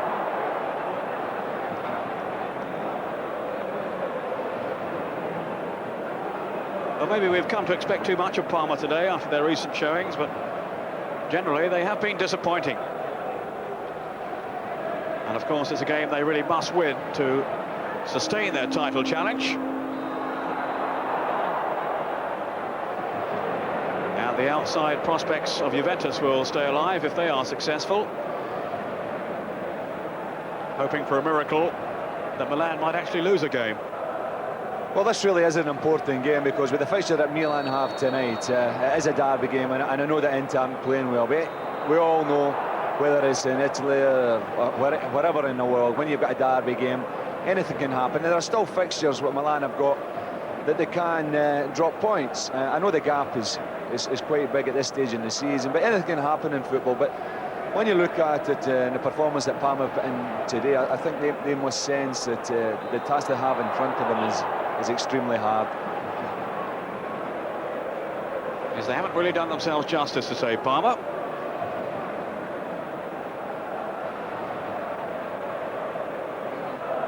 Third highest scorers in Serie A, behind Sampdoria and Juventus as well.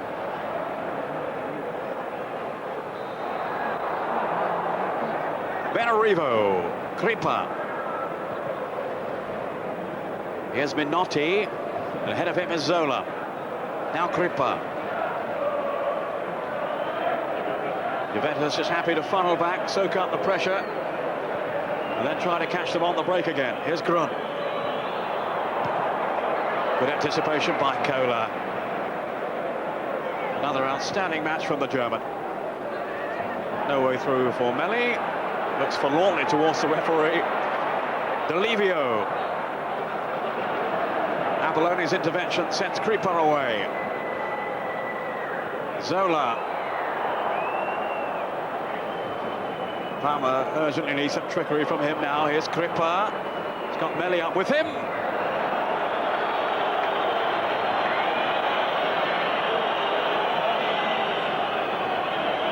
Nothing to right is going Parma's way this afternoon. There's a lovely ball through there from Zola, and Kripa takes it to the dead ball line, but really there is no way on earth that he could score from that angle.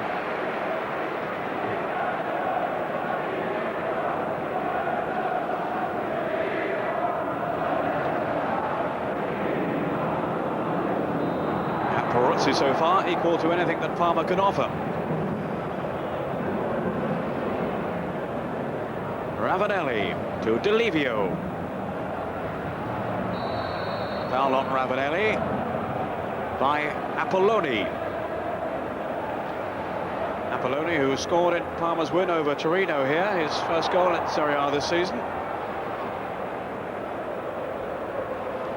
And they'd welcome one from anyone at the moment. Delivio with the free kick.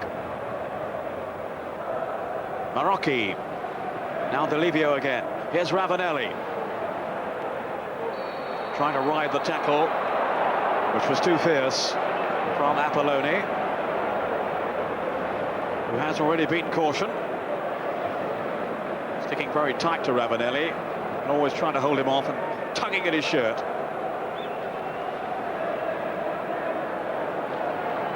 Well, there's no Roberto Baggio. Maybe Ravanelli will have a go from here. Merla as well has a pretty fearsome shot.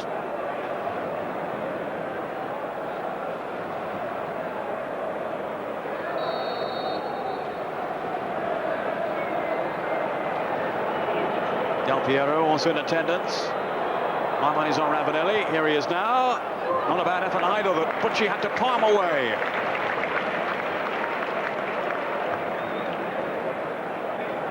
Palmer away, if you'll excuse the pun.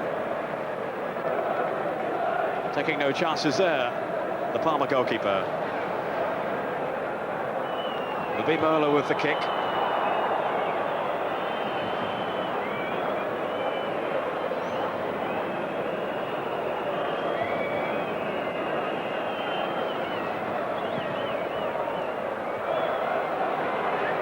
Asprilla. No, Fortunato's got there first. Charged down by Benarivo. Here's Fortunato. Deep cross, which Parma have dealt with. Out by Brolin. Oh, Zola, terrific skill. And it was Marocchi who got back there to curtail his run.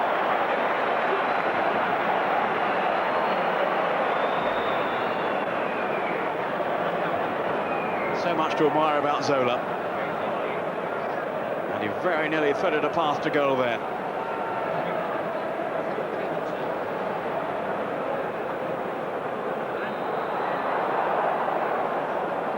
Haven't seen too much of Asprillo in the second half, Joe. No, we haven't seen it. We haven't seen Asprillo at all, really, and really we haven't seen the sparkle which has made Parma such a joy to watch this season, both in Europe and in the domestic front in Italy. They are a team that's got exceptional players. They are a team that's played some attractive football. Really seen it. They just look a little bit jaded after maybe their midweek match. But as I said before, when you want to be one of the big boys, one of the great teams, you've got to actually handle that. And on today's performance, I'm afraid that Parma up to now haven't been able to come up to scratch. And they've made a defensive change now, bringing on Salvatore Matricano, rather, for Georges Grun, who, remember, is playing his first game today since the end of October. Otari, one of the Juventus substitutes, on by Del Piero, now Merla, now Ravanelli, and he squeezed it in!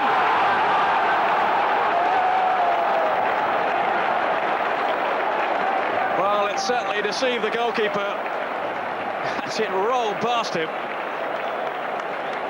I think the replay will show he didn't really get hold of it properly.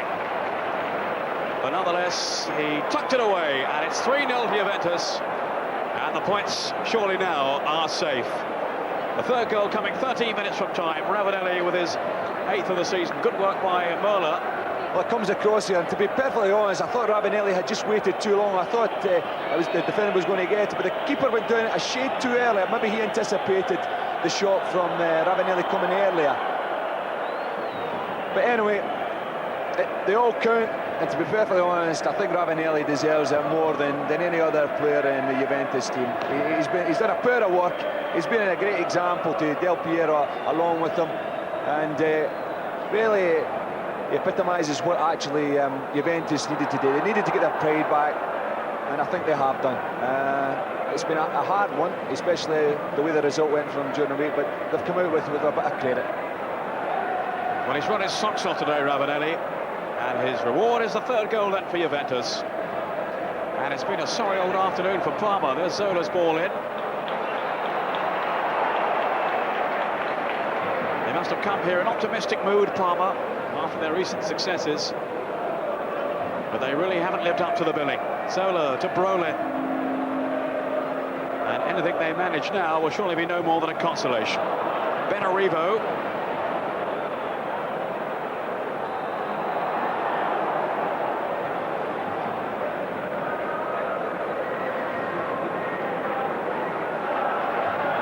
Zola, here's Krippa,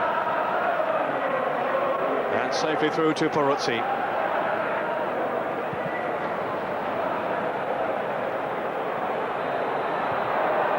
Matricano was underneath it. Here's Benarivo, who couldn't quite get his tackle in on Ravanelli for the goal. Brolin. Just under 10 minutes left. And it's Juventus very much in the ascendancy now. Zola. Away from Porini. Here's Benarivo. Drawing out Peruzzi. A confident piece of goalkeeping by Peruzzi. He's had an outstanding match today. Hasn't been called on all that often, but when he has been, he's been right on top of his game. That's confidence there, Joe, isn't it? It was confidence. I think there is a confidence come back into Juventus team, and you're 3-0 up against one of the best teams in Europe at the moment. Hello! It was nearly 4. It broke so positively then, Juventus. And Merlo was not far away. Well, he's had a very quiet game, Muller, but there he is. I mean, he is a player that can come and take defenders on and run at players. I think that's one of his strengths. But there he was there, he's just showing a little flash of brilliance, which he has done on many occasions. As you said, there has been rumours of him going back to Germany, and I think he's had one of his quieter games today. You know, there's certainly a lot more on offer from a player like that, but we just got a little flash of what's there. Melli. Matricano. Here's Asprilla, who's hardly been in the game in the second half.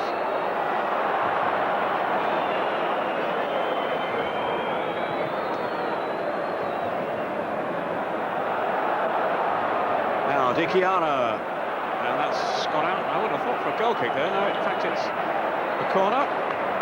No, it is a goal kick. It's right the first time. An eventful game too today in the Olympic Stadium. Lazio against Napoli. 3-0 up Lazio. 2 players sent off. One for Lazio, one for Napoli. Boksic has gone for Lazio, the Croatian, and Bordin, the former Atalanta player, has been dismissed for Napoli. So both sides down to 10 men. Lazio in charge, leading 3-0. And it's Foggia 1, Roma 1. Giannini has equalised for Roma. Still in deep trouble though, Roma, down in 13th place at the start of today's games.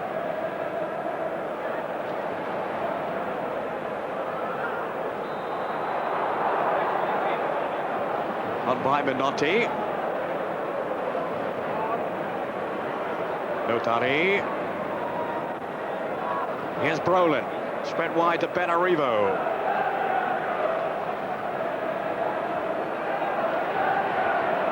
They are so attack-minded, Parma. They'll be very disappointed with their display today.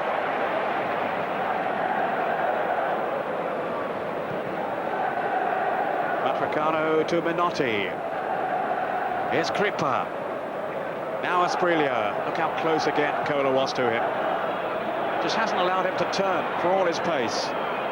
Delivio. Now Asprilla working back to win the ball back. Or he's collected anyway. Melli, he's onside. Still Melli. Well-timed tackle though. Really good work by Torricelli. And it's Morocchi. Kola. A rare excursion over the halfway line. Albeit by a couple of feet. Now here he is now. Merla taking over. Morocchi.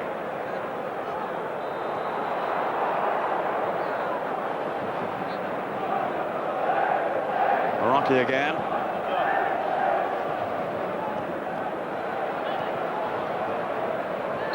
There certainly seemed to be an air of unrest around the place at the start of the game, but Juventus have dealt with that okay with 3 goals. And it's lifted the spirits of the Juve fans, who were very disgruntled after the defeat at the UEFA Cup.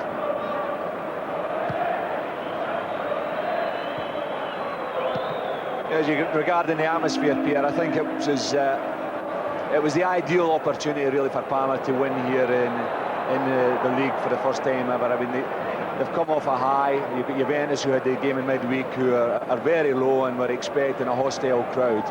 And really, Parma should have grasped the opportunity to do something about it. And to be fair, I think they've failed miserably. You know, if they're going to be consistent and to be regarded as one of the big teams, which they are, but to do that, they've got to be consistent in whatever way they find themselves. They found themselves with a Juventus team on a downer, and they've come out on top, Juventus. And Parma, I think they'll look at themselves after the game, and I think that their manager Scala will have some hard words to say, especially about 1 or 2 of his players. And they do still have some big games coming up, as well as the Milan fixture. There's the semi-final of the European Cup Winners' Cup for Parma against Benfica. And who knows, maybe Arsenal in the final if they get through. 5 minutes left. Parma throw taken by Melli. Asprilla.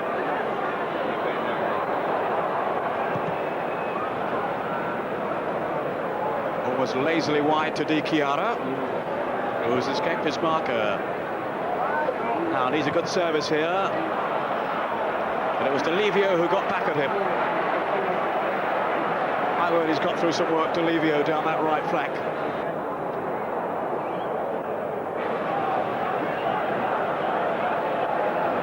More news coming in from other matches. Genoa 2, Udinese 0, and Udinese have had 2 players sent off.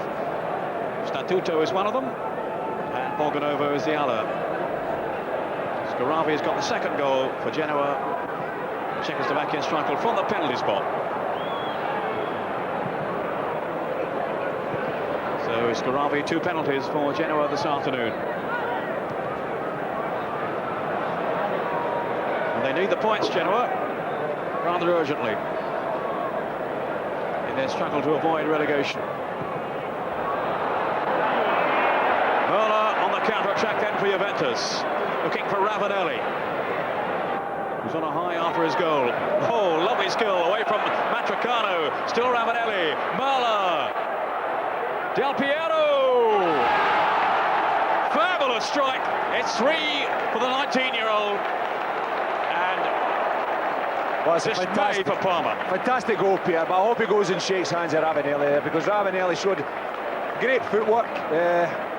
He set it up for him, and the young boy, he's finished with fantastic confidence, a marvellous strike. But here we have Ravanelli, he comes up there, unselfishly passes it through and plays it, and there he is. Del Piero, right-footed, unstoppable, right into the corner of the net. A fantastic goal and fantastic work by Ravanelli. Well, Del Piero, what an afternoon for him. 3 goals in the famous number 10 shirt. Well, normally by Roberto Baggio. All this without Baggio today. And he might not want to give the number 10 shirt back too readily. Well, I think he deserves not only to keep the ball, but certainly to keep the shirt, even if it's only for the time that Baggio comes back and gives him that competition that the team deserves. Baggio will be as happy for him as anyone, I'm sure. Baggio kept out by knee injury today. That may also prevent him playing for the Italians against Germany in midweek. There are 2 minutes left. And, well, Juventus have turned this into a rout. Del Piero. Fouled by Menotti. Despair for Parma. And who would have thought they would have suffered this thrashing today? They were certainly still well in the game at half-time, with just a 1 goal separating the teams. But 3 more in the second half put the game well beyond Parma's reach. Fortunato. This is Ravanelli. Rampaging to such good effect up front for Juventus. And maybe Vialli will find it hard to reclaim his place in the team. Down goes Ravanelli in theatrical fashion.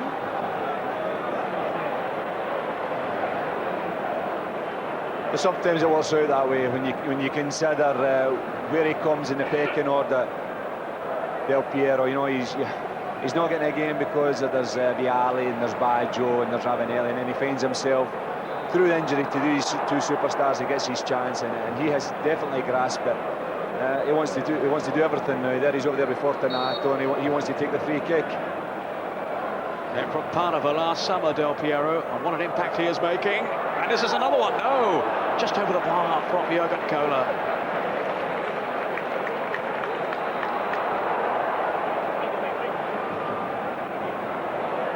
It was nearly 5. Marocchi. Fortunato.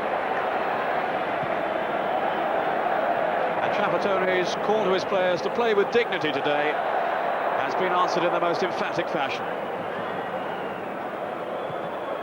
Their season may be over in terms of honours, although who knows, after this win, if Milan should come a cropper tonight in the Milan derby, there is still hope.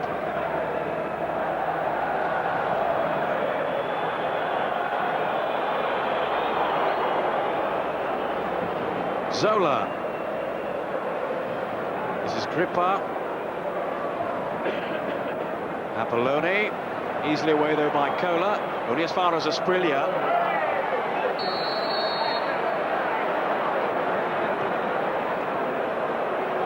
really seen the real Aprilia today. Benarivo now. Outmaneuvered so easily by Fortunato, who's been very impressive for Juventus.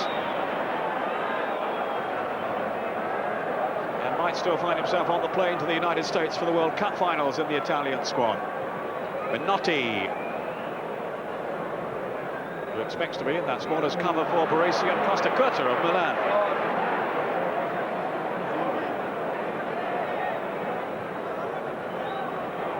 Torricelli.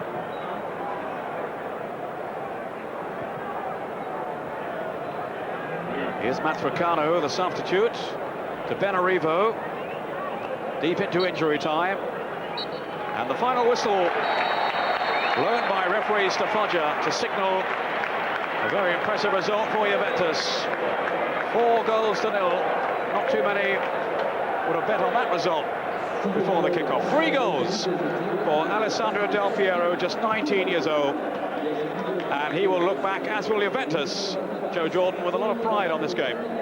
Yes, they've stood up and been counted today. You know, I think people were looking at this actual fixture and the possibility of being reversed, you know, because Juventus have been under a lot of pressure this week with the performance as well as the result. But they've stood up, they've been counted, and as we've seen, Parma has been the team has been disappointing. But Del Piero, he's the one that takes the ball, and I'm sure he'll keep that jersey that he's just swapped there. And I'm sure Trapattoni will be delighted. He can go into the press conference today, and the players have expressed it for him, but he can go in there and just say that the team, they play with their dignity, they've got their pride back, and they thoroughly deserved the points that they've earned today. Well, Parma was certainly disappointing. Let's look back over the 4 goals that they conceded. First on 90 minutes from Del Piero. Keeper did well there to save from Ravanelli, and it was Del Piero who pounced to score. You weren't too happy with the defending there, Joe? No, I think Ravanelli gets a free header as the ball comes across. He gets a free header, and Del Piero, like a good striker that he's shown today, is there a yard and a half, and he puts it in the net. And this is a shot from Del Piero. I mean, he scored 3. He also hit the post, and this was quite an effort too. Well, it's a terrific ball through, and he's on it, and he shows great pace. He sets himself up, keeps it down, and he's got all on target. Unfortunately, never gets into the net, but he's hit the target. As we said, he's very, very consistent in his efforts today. Now this was the Delivio cross. Merla was in there, and also Dino Baggio, and just beyond Andy Merla. Yeah, that just shows you the crossing ability. Delivio today had failed first of all to get it in on his right foot. He's brought on his left foot, and Muller just fails to convert that chance there. Well, they'd still been in the hunt, Parma, but then this goal really put it beyond them. Yeah, this is the one that I thought there was the possibility of an offside decision, but the young lad, he just comes in, shows a bit of composure, he has a little look there just to see where his teammate is, and then sees the space in between the goalkeeper and the near post and puts it in the net. Now, Parma might have got one back. This was Melli who'd come on as a substitute. Lovely piece of skill here. And a smart save by Peruzzi. He does exceptionally well there. I mean, he's got pressurised there by the defender, and all he really could ask of him there was to get it on target, and he has done, and the keeper put a terrific save. Well, here was the 3rd goal that really killed off any hopes Parma had. Yes, we have Muller there. He just nicks it by him, and the defenders tried to clear, and all he's done is put it into the path of Ravanelli. And as I said earlier, I thought Ravanelli had just waited too long. He wanted the ball to come over at his favourite left peg there, and as he did so, I think the goalkeeper just went down a shade too early. He's not got the power on it that he wanted, but there he is. It's a placement more than a power shot, and it's went right in the corner. He is a player that deserved it. Ravanelli again, he does all the spade work there, plays it into Muller, takes a little touch, sees Del Piero there, composure again, stops it, tees it up, picks his spot right in the far corner of the net there. There we are, Muller, unselfishly just lays it in, takes time, picks his spot right in the corner, and even though there's 2 men on the line and the goalkeeper, with the power and the precision that he showed in his shooting there, he thoroughly deserves a hat-trick, and it's it's been a great day for the boy and for Juventus, I might add. Well, it's high praise to talk of another Paolo Rossi, but he is very much the man of the hour. Alessandro Del Piero with 3 goals for Juventus in the 4-0 home success over Parma. As I hand you back now to James Richardson. Well, as Peter so rightly said, a rout by Juventus, a very lacklustre performance by Parma. One can only imagine that their heart is truly in the Cup Winners' Cup by now. Perhaps the strangest thing of the afternoon, though, here was the behaviour of the fans until the 3-0 by Juventus. All you could hear was the singing and chanting of the Parma fans, trying to inspire their team, while the Juve lot really contented themselves with unfurling various banners saying things like, in August you're all champions, but by the end of the season just disappointment, and another one saying, be ashamed of yourself, you don't deserve it. Juve are out of the race for the honours, but they can now at least content themselves with having won back some of their fans, because as you probably heard, the hat-trick by Del Piero, that 4th goal, finally inspired a bit of a warmth in the curvas, in the Curva Sciera, Curva Maratona. So all it takes obviously is a 4-0 every week to keep Juventus fans happy. Well, meanwhile, the mysterious relationship between Paul Gascoigne and Lazio is continuing to perplex and confuse people. We aren't absolutely sure what is the reason for his omission from the Lazio squad this afternoon, but it does look as though he is still complaining about the rib injuries incurred during the Rome derby a couple of weeks back. Obviously, we'll be bringing you all the news during Gazzetta this week, and Paul will be giving you his opinion as much as he can on Saturday morning. The story is, though, just to repeat what we were saying at half-time, according to Rai Radio, that he was left out not because of the injury, but because of the fact that by now he has no commitment to the club, given that he will be back in England next year. So, shocking stuff. We'll see just how much that is a story, or how much of a storm in a teacup it is next Saturday. For now, though, anyway, it's bye from me. I'll hand you back to Peter Brackley with all the full-time results, apart from tonight's game, Milan-Inter. Thank you, James. Sorry about the loss of pictures there, although with James's choice of jumper and shirt today, it was probably quite a relief. Anyway, let's go through the other scores. Cagliari 0, Sampdoria 0, so that's a setback there for Sampdoria. In their quest for the title, they've slipped behind. Well, they're gaining a point at the moment on Milan. Milan still to play tonight, of course, in the Milan derby against Inter in the San Siro. Now it's Foggia 1, Roma 1, Di Vincenzo on 16 minutes for Foggia, and then Giannini equalising, the captain of Roma, on 74 minutes. Final score there is Foggia 1, Roma 1. Genoa have beaten Udinese by 3 goals to 0, 2 penalties from Scuravi on 40 minutes, then again on 84, and another one from Onerati a couple of minutes later. Final score, Genoa 3, Udinese 0, a match there between two teams struggling down near the foot of the table. Lazio have beaten Napoli by 3 goals to 0. Di Mauro replacing Paul Gascoigne on 28 minutes, the goal there. Signori on 52 and Favoli on 54. And Alen Boksic, the Croatian, was sent off. So was Roberto Bordin of Napoli. Both teams down to 10 men. And Lazio have won the game without Paul Gascoigne by 3 goals to 0. Lecce 2, Cremonese 4, the final score. Baldieri on 43 and Gerson on 70 for Lecce. Cremonese, Maspero with a penalty on 13, again on 55 he scored, and an own goal from Padalino. That made it 3-2, and they got another one near the end, Cremonese, to beat the bottom club Lecce by 4 goals to 2. Now, Piacenza have beaten Atalanta by 4 goals to 0. Moretti, Papias with a penalty just before half-time. Piovani in the second half, and Jacobelli got the 4th one there, so a big defeat for Atalanta, who are second to bottom. Piacenza fighting to avoid relegation. That's an outstanding result for them today. They've beaten Atalanta by 4 goals to 0. Now, Reggiana 1, Torino 0. Esposito with the only goal, and it came after just 2 minutes. Reggiana, who started the game third to bottom today, down in 16th place. Torino up in 6th spot, so a bit of an upset there. Reggiana have beaten Torino by 1 goal to 0. We'll now look at the league table. Milan then, who play tonight, 7 points clear of Juventus, who at least have kept up their challenge. Sampdoria slipping back by their draw today away to Cagliari. Lazio in 4th place on 36 points, followed by Parma, who may well now be out of the running, still have Milan to play, and they have a game in hand. But a real setback for them this afternoon in Turin. Torino on 29, then come Inter and Napoli, both on 28. And look at the top scorers chart, and Baggio, Zola and Signori all on 16. Then come Fonseca of Napoli, Sosa and Silenzi on 15. Branca and Rudhulit of Sampdoria on 14. Well, it was a comprehensive win for Juventus today by 4-0. Let's look back on the final goal today. The effort there of Ravanelli. Merla played his part too. And then the finish from Del Piero, and that's a goal you'd have been proud of, Joe Jordan.